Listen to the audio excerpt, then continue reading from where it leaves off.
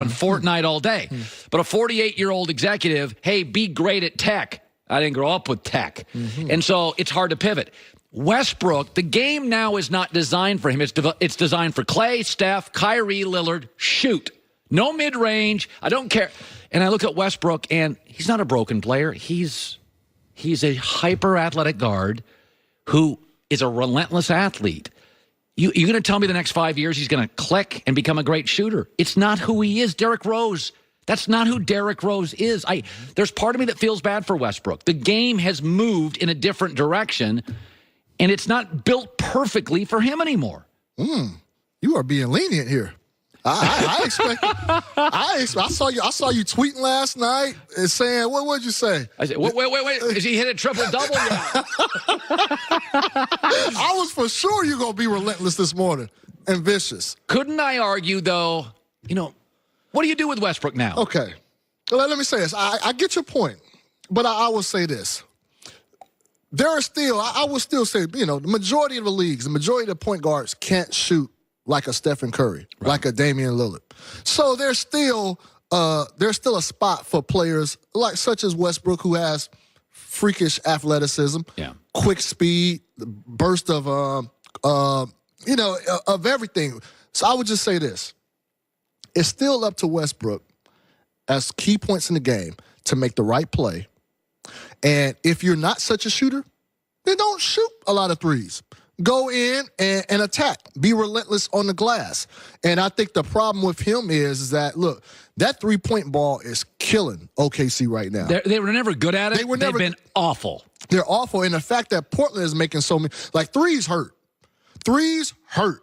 And when you can't match that, you can't combat that, there's a real problem. And then that deficit gets higher and higher. And so I think for Westbrook, look, I get what you're saying. He's never going to be those type of guys when you're talking about Steph and Dame. But what he can do it to the best of his ability and stay away from shooting 8, 7 3-pointers a game. And so if you want to be efficient in your own right, play your own game. That's all he has to do. Here's a criticism I would levy on Westbrook. I don't like the defensive effort. First of all, Lillard's getting uncontested jumpers. Curry is left wide open. Some of this, is it possible, and I'm not just blaming Westbrook, that when your offense goes in the NBA, your defense can suffer because it gets into your head. I mean, let's be honest. Defense matters, but it's probably a 75-25 split. Offense is more important than defense. I don't like Russell's defense. I don't like OKC's defense. You're letting a good three-point shooting team. Portland last night must have had 7 wide-open threes. Paying attention to detail has always been an issue of Russ, particularly when you're talking about the defensive end. You look at, look at his frame and everything. There's no reason why he shouldn't be an all-NBA defender out there from year to year. But he's not. And I don't know necessarily if it's his offense struggling on that end is why he's struggling on the defensive end as well. But you seeing it. Steph Curry can't get off. He can't get wide open shots. No. You can't allow guys like Farouk Aminu to hit 3-pointers on you. Those are demoralizing shots. And so that's what I'm saying. I get your point. You're being lenient, Colin. You're evolving as a person. Because you just mentioned that you talking about 45-year-olds can't adapt to time. You're adapting and changing and evolving because I thought I was going to defend Russ. I thought I was going to defend him. I thought you were coming with the heat today. But now I find myself, I got to pile on because of the lack of you not doing so. Yeah. I had the anvil in the car. I left it there. I thought, it's easy today. He was minus 27. Lillard's plus 27. I could have brought out the anvil. I won the argument. This whole thing about the internet, they say Facebook won the internet. Stop arguing. I won the argument. Russ is hard to play with. He's not built for the playoffs.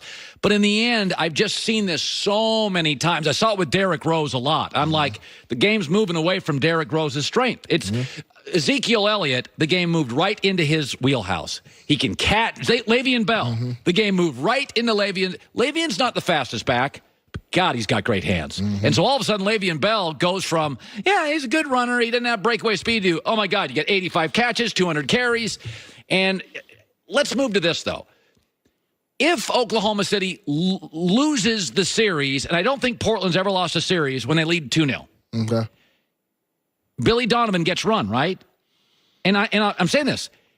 Okay, at some point, Sam Presti had Harden, chose Westbrook. Had Durant, didn't hug him. Victor Oladipo, let him go. At some point, Billy Donovan's taking the hits here. There's one shooter on this roster. That's not Billy Donovan's fault. Is he going to get whacked? Look, they gave him extension before this season. You know, I was surprised that they did that. So was I. Because I'm like, what did he do? What has the team done to warrant that? But at the same time, when you're talking about the holes that's in this roster, you need shooting. In this game today, if you don't have premium shooting, then you don't have a chance. Because threes add up. And when they keep adding up, that margin is a 10-point margin, 15-point margin, 20-point margin. It happens faster than it has ever happened in the game before. Oklahoma City is not built to go on a 14-0 run. Portland is. Yes. You know, Golden State is. Boston can be. Houston can be. Utah's good, but they're not. The teams that don't shoot threes, it's hard to go on a 14-0 run. That used to be 7 possessions. And that's why, getting to your point, I think you were alluding to it, that's a management. That's not Billy Donovan's issue. That's not Billy Donovan. That's the kind of the way they constructed their team is the similar route in the way the Lakers went about doing business. Tough guys, defensive guys, yeah. Not enough shooters. You need shooters. Chris Haynes, stay here. More stuff. Laker rumors out there. What are we to make of a couple of the other series that are transpiring? That's next. Chris Haynes, don't go anywhere. Live in L.A., it's The Herd.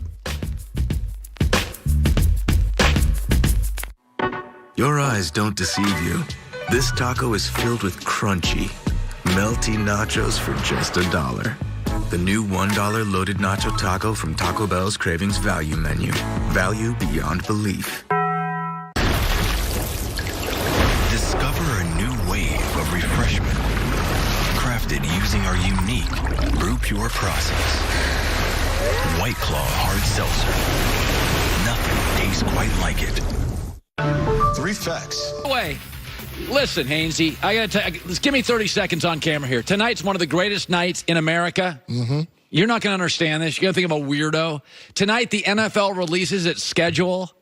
Oh, so I'm fun. So glad my wife's under the weather.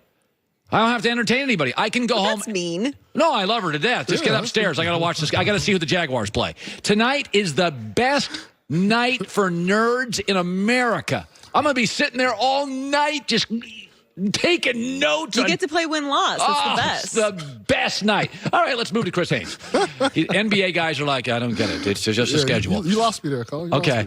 I was told last night from a source I really trust, Monty Williams' interview with the Lakers, he is their number one choice.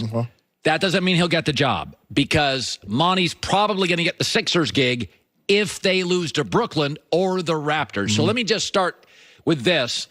That means I think Ty Lue's the Lakers' second choice. I think Ty Lue's going to get it. I was told last night, Chris, the Lakers are concerned about the optics that it's now LeBron's team. Have you heard stuff like that? I wrote that last week, actually, when Magic Johnson relieved himself. But, yeah, that was always a concern. And, you know, I was told, you know, when I wrote that for Yahoo, I was told that when Magic and Pelinka were compiling potential coaching candidates, then obviously they brought up Tyronn Lue and Mark Jackson.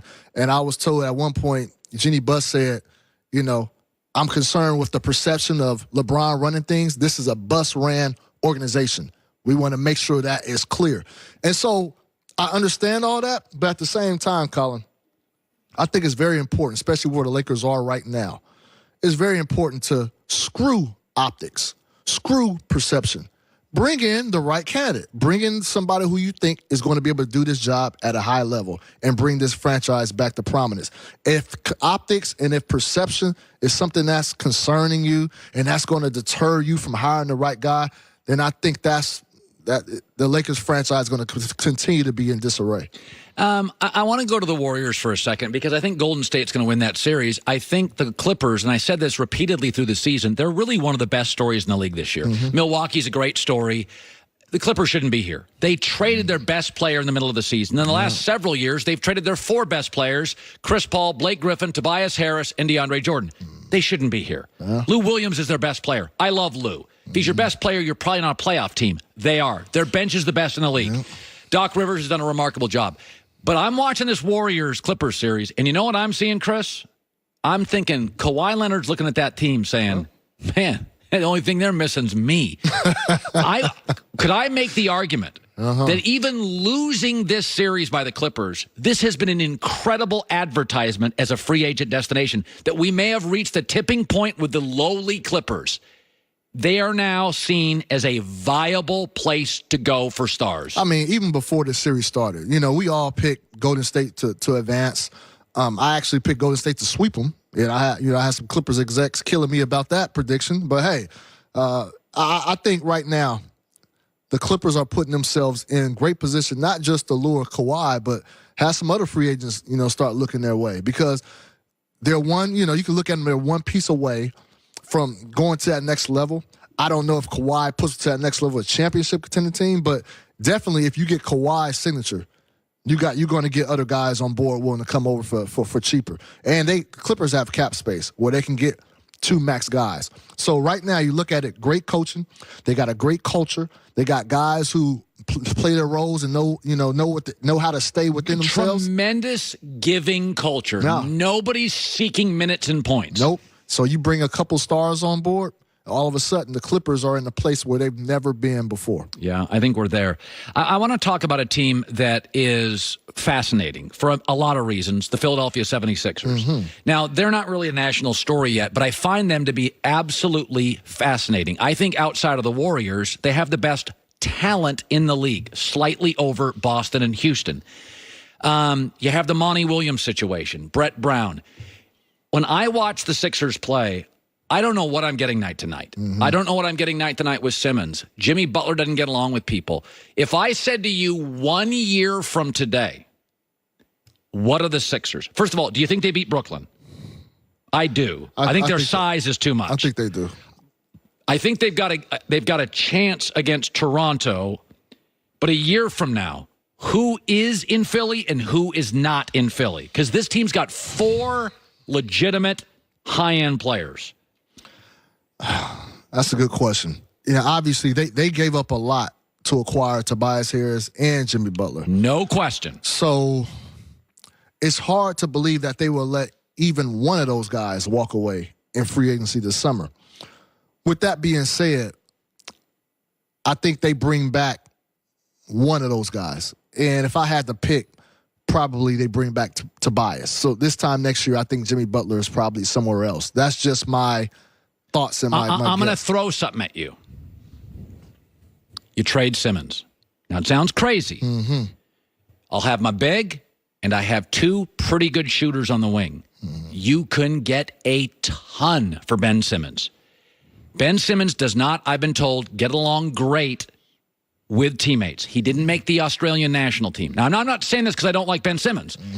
But if you look at Ben Simmons' game, I don't think it fits Embiid. I don't. And Jimmy Butler doesn't fit anybody. Yeah. I'm just throwing this out there. If you had Embiid, your center anchor is there. You have 2 athletes, Butler and Tobias on the wing. You need more shooters. J.J. Redick's aging. Is it impossible to think they'd make that move? I don't think Simmons fits their team. I don't see them making that move within a year's time. Because I think you got to let the maturation process evolve. Look, this the thing. Ben wants to be a point guard. And he can't handle that position. He thrives in that position. But in that position nowadays, you need spacing at that position. He's somebody who's reluctant to shoot. And so I think it's going to get to a point that if they don't trade Ben Simmons, if he's a mainstay there, he has to obviously develop some range, but also he has to be open to moving to the small forward spot. Yeah. So then you can have a shooter at the point guard spot and shooting guard spot. So because they really, Jimmy Butler and Tobias, they're decent, but they're not. You need premium shooters. Yeah, this Philadelphia is a really fascinating team. I don't think these pieces work, and I love 3 of the pieces I love. Embiid, Simmons, and Butler are